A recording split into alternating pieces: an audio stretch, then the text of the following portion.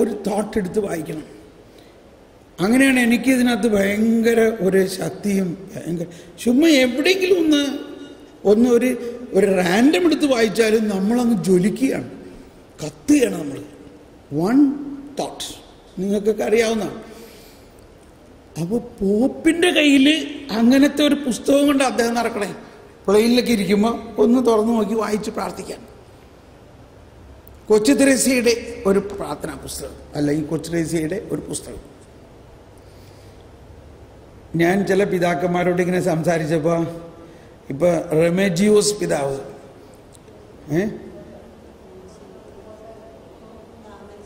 താമരശ്ശേരിയിലെ പിതാവ് ആവണേക്ക് മുമ്പ് ഞാൻ അവിടെ പോയപ്പോൾ അപ്പോൾ വലിയ പിതാവ് വന്നിട്ടില്ല. ഞാൻ ഇദ്ദേഹമായിട്ട് പിന്നെ വർത്തമാനം. അപ്പോൾ ഒന്ന് അവിടുത്തെ വികാരി ജനറലാണ്. അപ്പം ഞാനിങ്ങനെ ലിസ്യുവിൽ ഒരു ആരാധനാ സെൻറ്റർ നടത്തുന്ന സമയമാണ്. അപ്പോൾ ലിസ്യുവിലെ കാര്യങ്ങൾ പറഞ്ഞു തുടങ്ങിയ വഴി പിതാവ് പറയുകയാണ്, ഞാനൊരു അച്ഛനായിരുന്നപ്പോൾ ഞാൻ ഉപേക്ഷിച്ച് പോകേണ്ടതായിരുന്നു. കൊച്ചുറേസ്യ കാരണമാണ് ഞാൻ അച്ഛനായത് തന്നെ. എന്നിട്ട് പറയാണ്, ആകസ്മികമായിട്ട് എല്ലാ കാര്യങ്ങളും കൊച്ചു തെരേസ്യ ക്രമീകരിക്കുകയാണെന്ന് പറഞ്ഞത്. എനിവേ, ഞാനിത് പറയുന്നത് കൊച്ചു തെരേസ്യ മരണശേഷം പ്രവർത്തിക്കുന്നുണ്ടോ? അപ്പൊ നമ്മുടെ പ്രവർത്തനത്തിന് ഈ ജീവിതത്തിൽ മാത്രം ഒതുങ്ങി നിൽക്കുന്നതല്ല പ്രവർത്തനം എന്ന് മാത്രമല്ല, എൻ്റെ ഒരു വിശ്വാസം കൂടുതൽ പ്രവർത്തനം നടക്കുന്നത് മരിച്ചതിന് ശേഷമാണ്. മരിച്ചു കഴിയുമ്പോൾ നമ്മൾ RIP എന്ന് എഴുതി വെച്ചിട്ടുണ്ട്, റെസ്റ്റ് ഇൻ പീസ് എന്ന് പറഞ്ഞതിൻ്റെ അർത്ഥം വളരെ വലുതാണ്.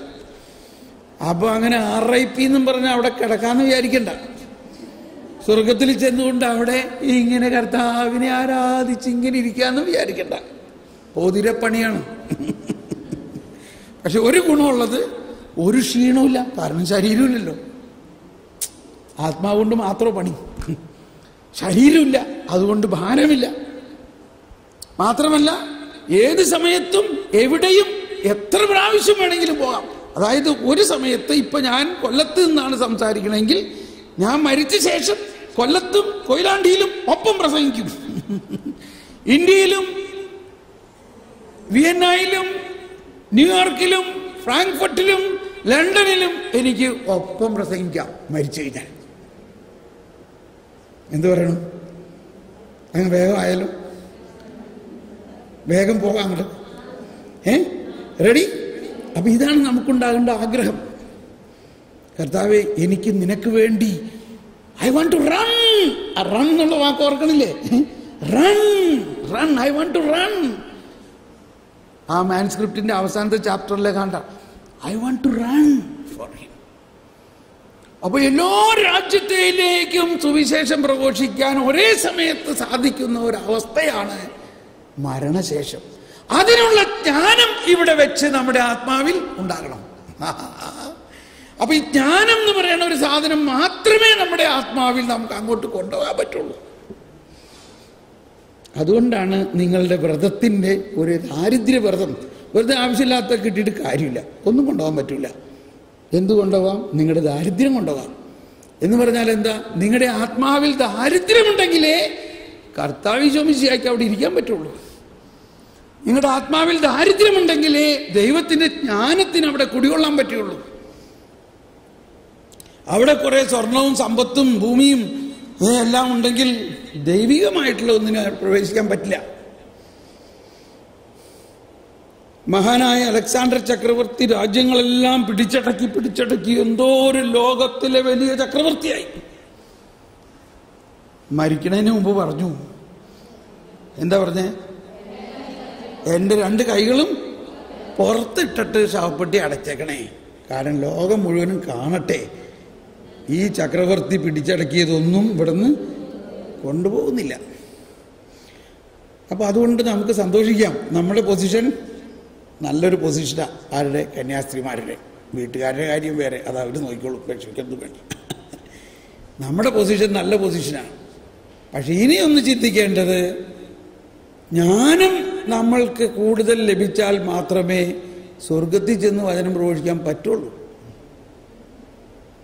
അല്ലെങ്കിൽ അവിടെ വല്ല അടുക്കളപ്പണിയൊക്കെ ചെയ്യേണ്ടി വരും.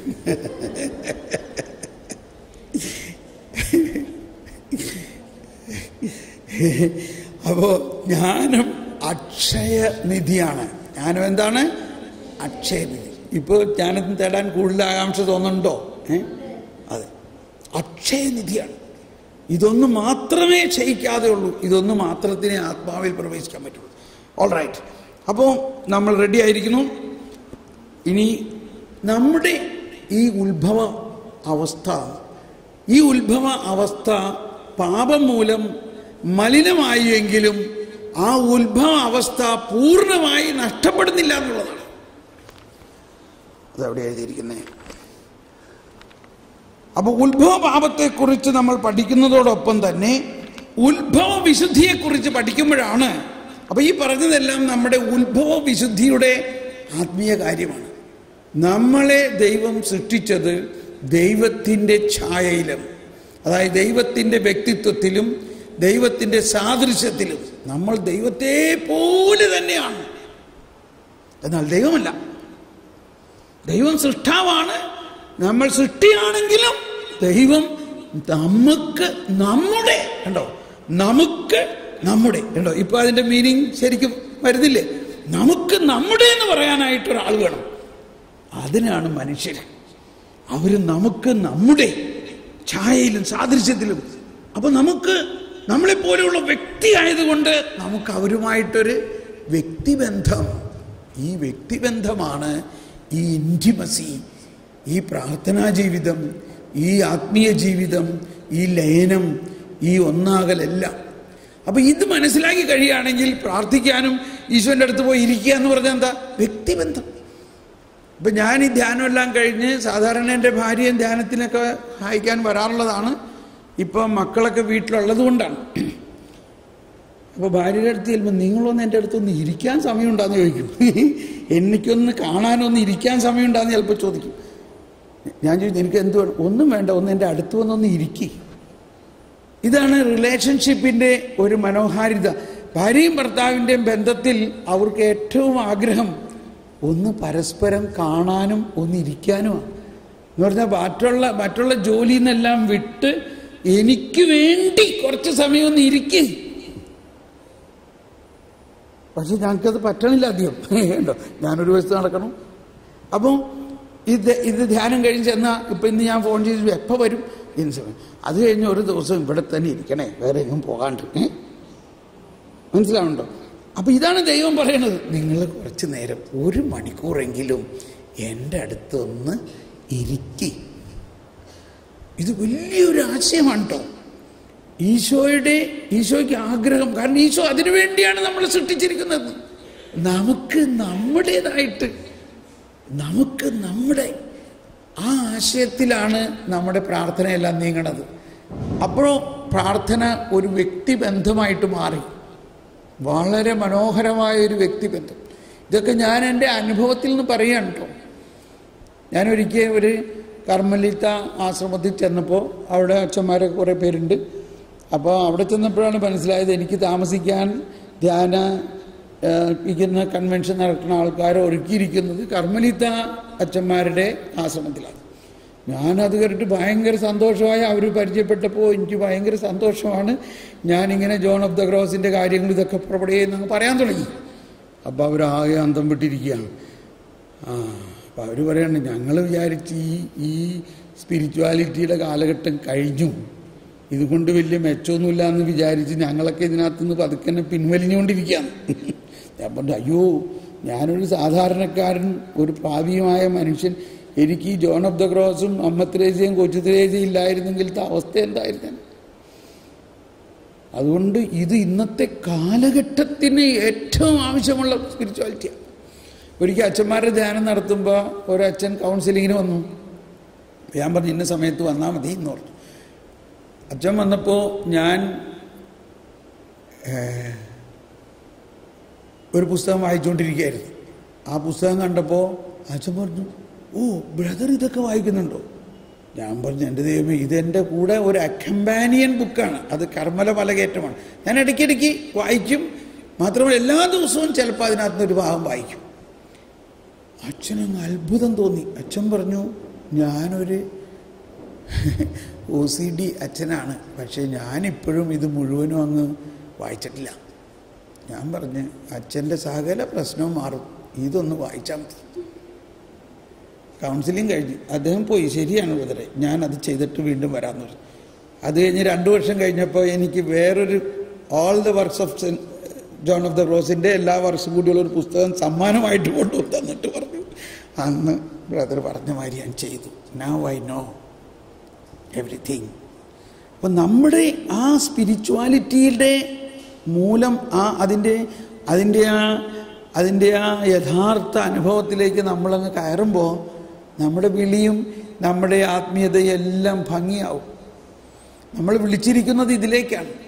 ഓക്കെ, അപ്പോൾ ഞാൻ വിശദമായി പോവുകയാണ്. ദൈവമേ സമയം പോടും.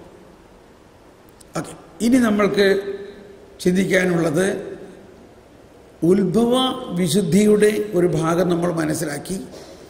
ഈ ഉത്ഭവ വിശുദ്ധി എന്ന് പറയുന്നത് നമ്മൾ ദൈവത്തിൻ്റെ സാദൃശ്യത്തിലും ഛായയിലുമാണ്. ആ ദൈവത്തിൻ്റെ സാദൃശ്യവും ഛായയും നമ്മളുടെ പാപം മൂലം മുഴുവനായി നഷ്ടപ്പെടുന്നില്ല എന്നും മനസ്സിലാക്കണം.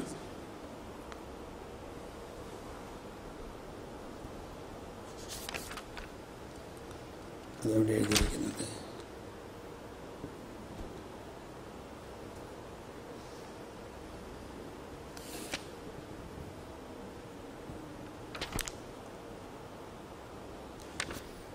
എനിവേ 359 എന്ന് വായിക്കാം.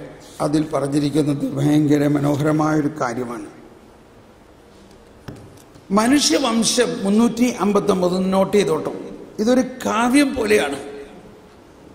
359 വാസ്തവത്തിൽ ശരീരം ധരിച്ച വചനത്തിൻ്റെ രഹസ്യത്തിൽ മാത്രമാണ് മനുഷ്യ രഹസ്യം യഥാർത്ഥത്തിൽ വ്യക്തമാകുന്നത്.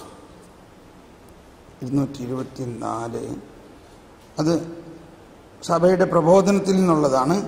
അതിനുശേഷം വിശുദ്ധ സെന്റ് പീറ്റർ ക്രിസോളോഗോസിൻ്റെ ഒരു സെർമണിൽ നിന്നുള്ളൊരു ഭാഗമാണ്, ഒരു പ്രബോധനമാണ്. മനുഷ്യവംശം ആരംഭിക്കുന്നത് വിശുദ്ധ പൗലോസ് അപ്പസ്തോലൻ പറയുന്നത് പോലെ 2 മനുഷ്യരിൽ നിന്നാണ്, ആദവും ക്രിസ്തുവും. മനുഷ്യവംശം ആരംഭിക്കുന്നത് ആദവും ക്രിസ്തുവും. ആദ്യത്തെ മനുഷ്യനായ ആദം ജീവിക്കുന്ന ഒരു ആത്മാവായി ജസി ഇച്ചിരി വെള്ളമെടുത്ത്. ആദ്യത്തെ മനുഷ്യനായ ആദം ജീവിക്കുന്ന ഒരാത്മാവായി, അവസാനത്തെ ആദം ജീവൻ നൽകുന്ന ഒരാത്മാവായി. ശ്രദ്ധിക്കണം, ആദ്യ മനുഷ്യനായ ആദം ജീവിക്കുന്ന ആത്മാവ്, രണ്ടാമത്തെ ആദമോ ജീവൻ നൽകുന്ന ആത്മാവ്. കണ്ടോ, ആദ്യത്തെ ആദം അവസാനത്തെ ആദത്താൽ സൃഷ്ടിക്കപ്പെട്ടു. ആരാണ് അവസാനത്തെ ആദം? ജീസസ്. അപ്പോൾ ദൈവപുത്രനായ ത്രിത്വത്തിൽ 2ാമത്തെ ആളായ ആ യേശു തമ്പുരാൻ അന്നുണ്ടായിരുന്നോ? ഉണ്ടായിരുന്നു. അതാണ് ആദ്യത്തെ ആദം. ആദ്യത്തെ മനുഷ്യനായ ആദം, അവസാനത്തെ ആദം ജീവൻ നൽകുന്ന ആത്മാവായി. ആദ്യത്തെ ആദം അവസാനത്തെ ആദത്താൽ സൃഷ്ടിക്കപ്പെട്ടു. ആദ്യത്തെ ആദം അവസാനത്തെ ആദത്തിൽ നിന്ന് വന്നു. തനിക്ക് ജീവൻ അരുളുന്ന ആത്മാവിനെ സ്വീകരിച്ചു. 1ാമത്തെ ആദത്തെ സൃഷ്ടിച്ചപ്പോൾ 2ാം ആദം തൻ്റെ ഛായ അവനിൽ പതിച്ചു. കേട്ടോ, 1ാമത്തെ ആദത്തെ സൃഷ്ടിച്ചപ്പോൾ 2ാം ആദം തൻ്റെ ഛായ അവനിൽ പതിച്ചു. അതിനാലാണ് 2ാം ആദം തൻ്റെ ഛായയിൽ സൃഷ്ടിക്കപ്പെട്ടവൻ നശിച്ചു പോകാതിരിക്കാനായി. കണ്ടോ, ഇവിടെയാണ് രക്ഷയുടെ ഒരു പ്രധാന രഹസ്യം. താൻ തൻ്റെ ഛായയിൽ സൃഷ്ടിച്ചത് നശിച്ചു പോകാൻ വിട്ടുകൊടുക്കോ? മനസ്സിലാക്കണം. നമ്മളൊരു സ്ഥലം മേടിച്ചാൽ കോമ്പൗണ്ട് വാൾ കെട്ടി സംരക്ഷിക്കണ കണ്ടോ? അതിനകത്തൊരു വാഴക്കടെങ്കിലും ആരെങ്കിലും പറിച്ചു കൊണ്ടുപോകാൻ സമ്മതിക്കോ? അതിൽ തെങ്ങിന്റെ ഒരു തേങ്ങ വീണ എടുത്തു കൊണ്ടുപോകാൻ സമ്മതിക്കോ?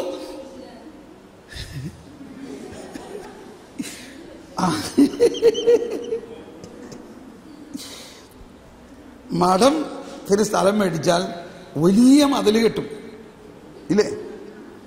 കാരണം പേടികൊണ്ടാണ് ഈ കള്ളന്മാർ വരുന്നത്.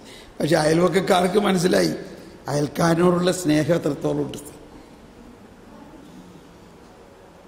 എനിവേ, വേറൊരു പോയിന്റിലേക്ക് പോയതാ. പക്ഷെ നമ്മൾക്കൊരാശയം, നമ്മുടെ മനുഷ്യ സഹജമായ ഒരാശയമാണ്, നമ്മൾക്ക് എന്തുണ്ടോ അതിനെ ആരും എടുത്തുകൊണ്ട് പോകാതെ സംരക്ഷിക്കണം.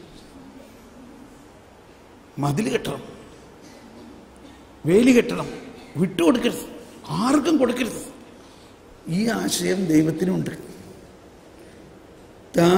ദൈവം തൻ്റെ ഛായയിലും സാദൃശ്യത്തിലും സൃഷ്ടിച്ചത് തൻ്റെ കൈവിട്ട് പോകാൻ അനുവദിക്കുന്ന മാതിരി അത്രയ്ക്ക് വിഡ്ഢിയാണോ ദൈവം? പറയും. അപ്പോൾ അതാണ് ഇവിടെ പറയുന്നത്.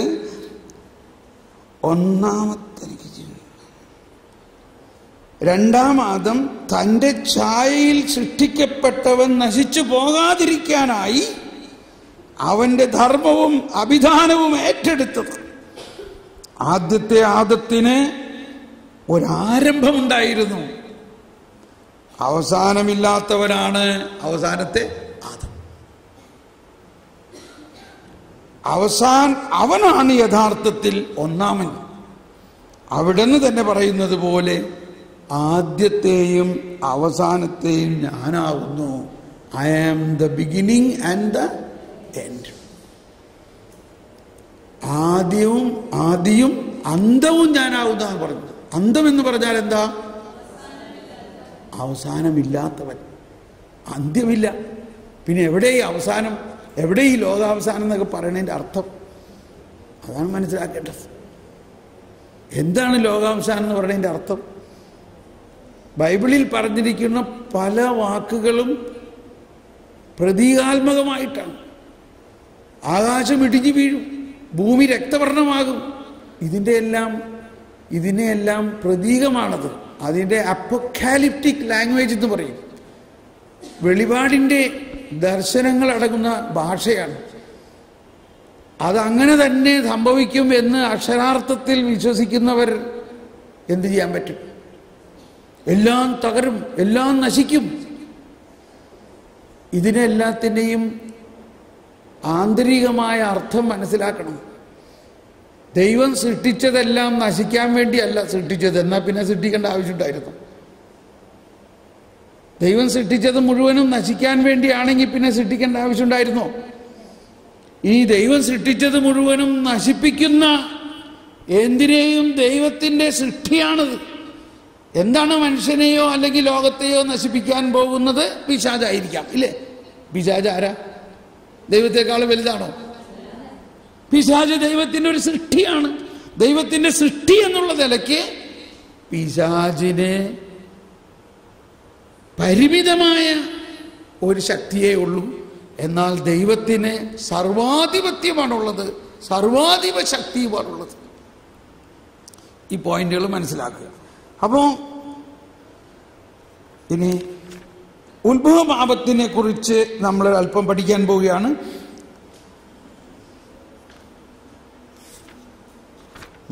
പാപം വർദ്ധിച്ചെടുത്തൊക്കെ പാപം എന്ന യാഥാർത്ഥ്യം.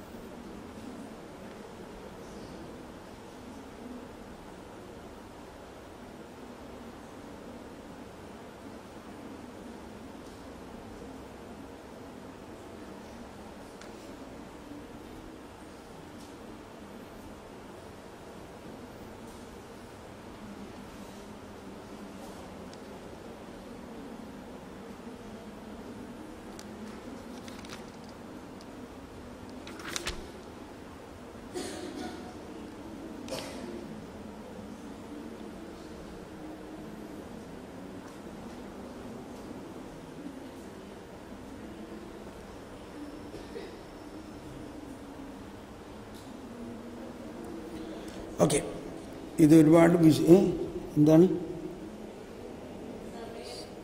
സമയമായോ?